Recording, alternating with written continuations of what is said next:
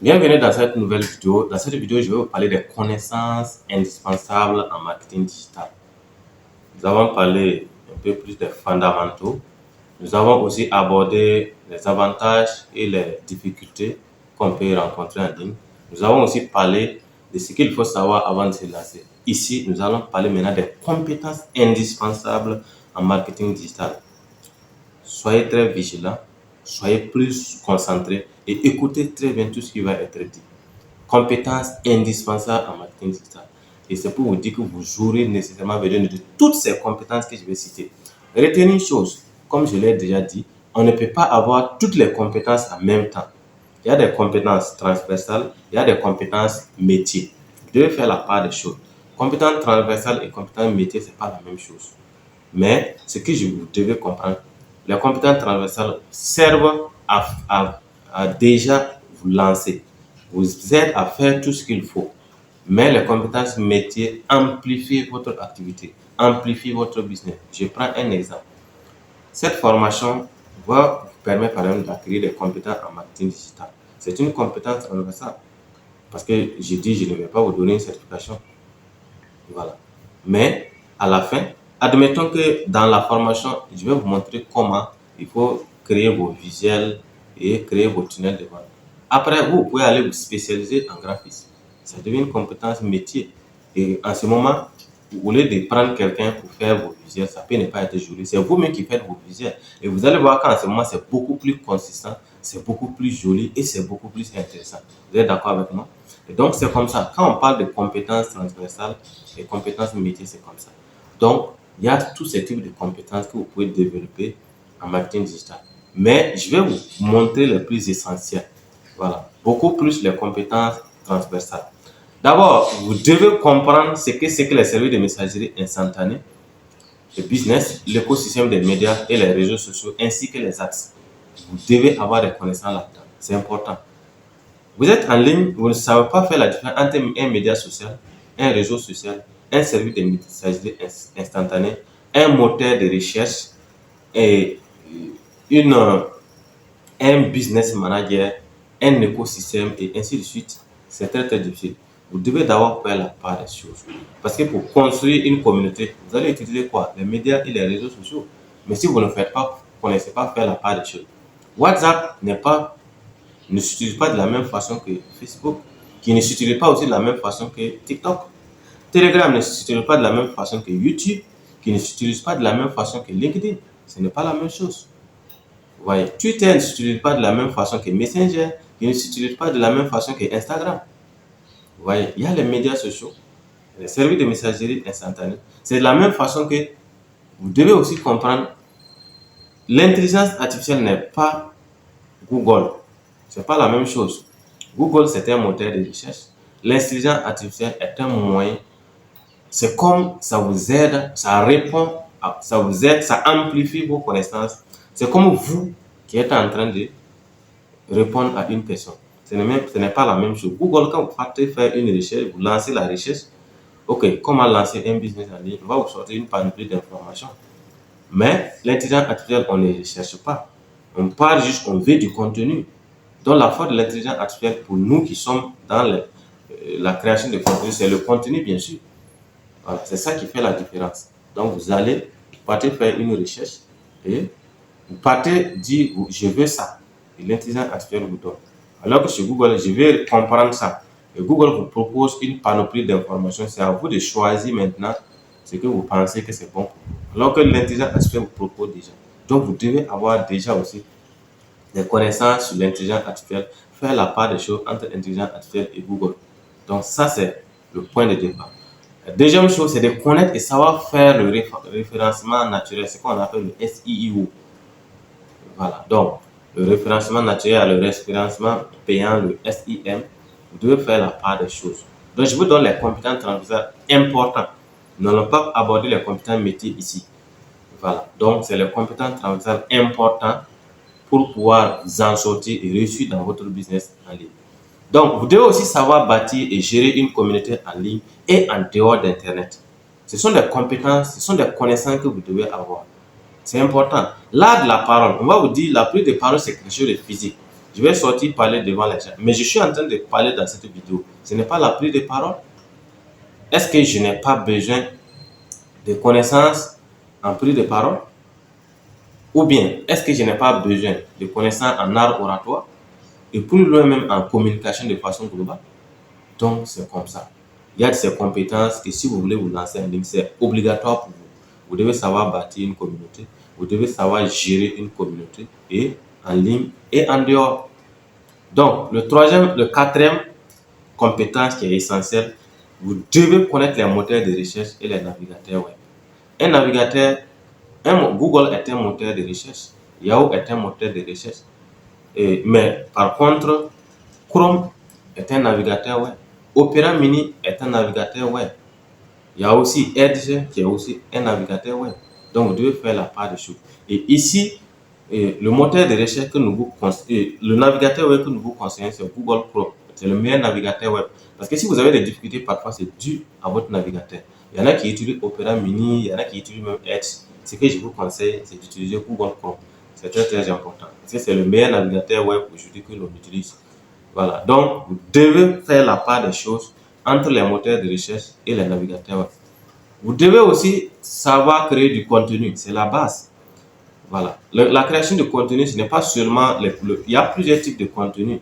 Il y a le contenu pour les réseaux sociaux, juste pour avoir la visibilité. Il y a aussi du contenu pour la vente qui est copywriter. Il y a du contenu, par exemple, pour des entreprises qui est le community manager ou le rédacteur web, la rédaction web plutôt. Donc, vous devez apprendre à créer du contenu. C'est important. Vous ne pouvez jamais réussir en ligne sans créer du contenu. Ça n'existe pas. C'est impossible. Je vois mes formations. Ça fait déjà plus de 6 ans.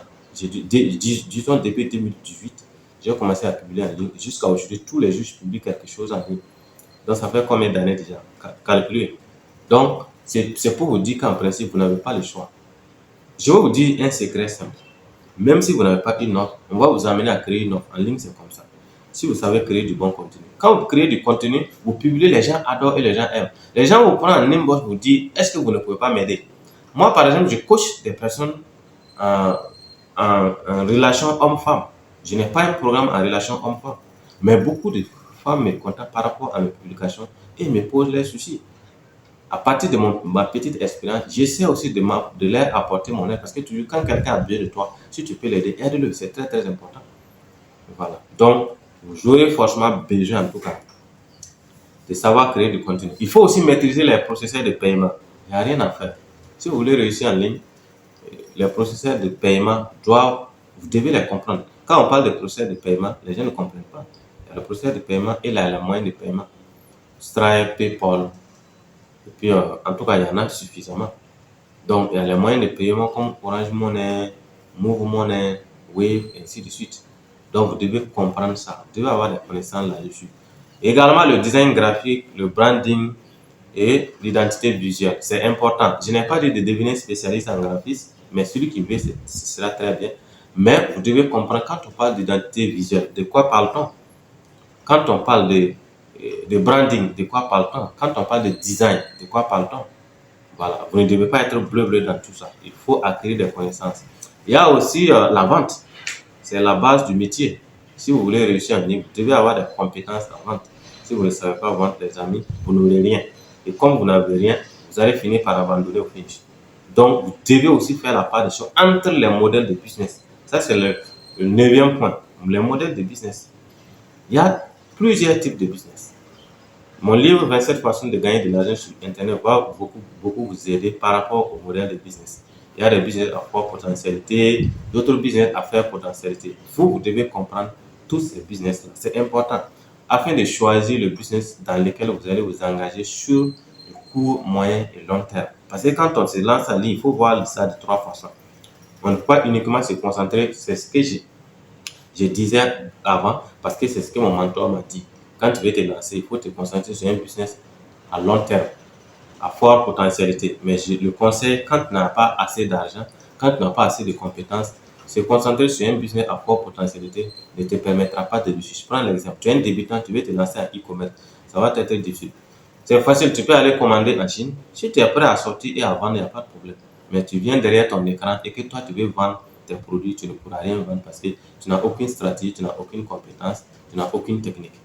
Donc, au départ, tu vas chercher à apprendre comment le faire. Mais si c'est un business, par exemple, à faible potentialité, à court terme, genre comme la revente des produits d'autres personnes, tu peux facilement les revendre.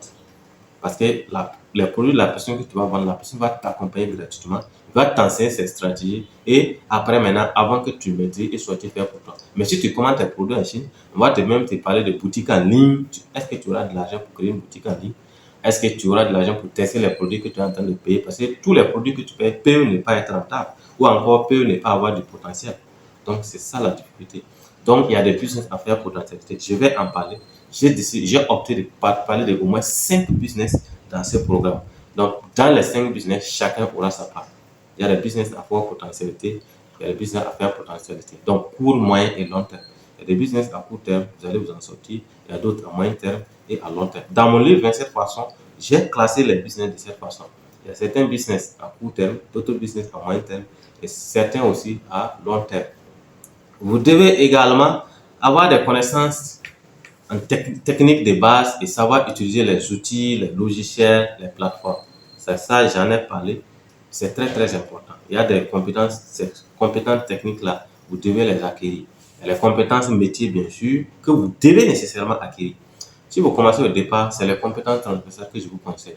Mais à un moment donné, vous devez apprendre vous-même à être graphiste, à faire du graphisme. Vous devez vous former en graphisme, en infographie, en montage vidéo, en création de contenu, en rédaction web, en community management, ainsi de suite. Il y a assez de compétences. Au départ, vous n'avez pas besoin de ça. Mais au fur et à mesure, vous allez apprendre vous-même pour amplifier votre activité. Et plus tard maintenant, quand vous allez commencer à avoir l'argent, vous pouvez maintenant prendre des spécialistes. Avant même d'employer quelqu'un, il faut connaître ce que la personne va faire. Si toi, tu n'as jamais fait du graphisme, tu ne sauras. Pareil-moi avec mes graphistes, quand je te donne un visuel que tu fais, je vais te dire non, il fallait mettre le logo de ce côté, il fallait mettre l'image comme ça. Voici comment est-ce qu'il fallait amplifier. Je vais trouver non, c'est à cause de ça là que moi je ne fais pas de graphisme. Donc je ne maîtrise pas ça, mais je pense que tu n'as pas fait ça dedans. Si tu dis que tu es graphiste, fais ça. Je veux que l'image soit comme ça, soit plus visible, soit plus classe. Voilà, par rapport à ce que moi je fais. Si toi tu fais la même chose que moi, c'est que tu n'es pas bon, c'est qu'on est la même chose. Mais si je ne connais pas, comment est-ce que je peux savoir? Je ne peux pas du tout savoir. Parce que je vois des gens qui font des visuels vraiment catastrophiques en ligne. Je ne sais pas quel graphiste ils ont vu et qui a fait certains de leurs visuels et qui sont eux-mêmes des professionnels de leur domaine, mais le visuel reste à désirer. Donc c'est pourquoi il y a ces outils, il y a des logiciels, il y a des plateformes que vous devez vous familiariser. Par exemple, vous devez connaître, quand on parle de Discord, vous devez savoir ce que c'est. Quand on parle de système Yo, vous devez savoir ce que c'est. Quand on parle d'un autorépondeur, qu'est-ce que c'est. Quand on parle, en tout cas, de ProSource, vous devez savoir ce que c'est. Quand on parle de Calendly, par exemple, vous devez savoir Zoom, ainsi de suite. Google Meet, Google Form, ce sont des outils que vous devez forcément connaître. C'est obligatoire. Si vous ne connaissez pas, c'est très très difficile. Voilà, pour aller très loin. C'est pourquoi beaucoup de personnes commencent à lire et ça ne va pas. Ils finissent par abandonner à cause du fait qu'ils ne connaissent pas comment on utilise certains outils. Alors, la deuxième compétence que je vous conseille, c'est de savoir créer et gérer une équipe. C'est très très important. Si vous voulez réussir en ligne, vous devez savoir créer et gérer une équipe. Voilà, c'est important. Donc, ce qui me dit que vous allez apprendre le management. Pourquoi on va vous parler de développement personnel également? C'est indispensable. Ce sont des compétences transversales. On ne va pas vous dire de devenir spécialiste de développement personnel, mais tu dois te former, tu dois comprendre ce que c'est que le développement et comment on évolue. Parce que je fais cette formation, la technicité c'est en marketing digital. Mais les deux premiers modules ne parlent même pas de marketing digital. Il n'y a qu'un module sur 12 qui parle de marketing digital. Alors, ce qui veut dire que c'est quoi? Juste connaître le domaine ne suffit pas. Il faut élargir ton champ de connaissances et ton champ de compétences. La dernière chose, ce n'est pas tout. Il y en a assez. Il y en a assez. Et il y en a assez par rapport à tout ça. Mais moi, je vais juste vous dire juste ce qui est essentiel. Sinon, je peux vous dire que si c'est les compétences, je ne suis pas fini de vous les citer ici. C'est à vous de savoir en tout cas connaître, c'est à vous de vous former. Donc la dernière chose, et c'est l'un des plus importants, c'est comment mettre en place une stratégie digitale. Vous devez comprendre d'abord ce que c'est que la stratégie digitale et comment mettre en place une stratégie digitale. C'est plus qu'important. Quand vous voulez réussir en ligne, il est important de savoir ce que c'est qu'une stratégie digitale. On va en parler. On va en parler, en border, en long et en large dans ce module d'ailleurs. Donc, la stratégie digitale, c'est ce qui fait la différence entre les web marketeurs. C'est leur stratégie. Et dans la stratégie, il y a la stratégie digitale. Alors, rendez-vous dans une prochaine vidéo.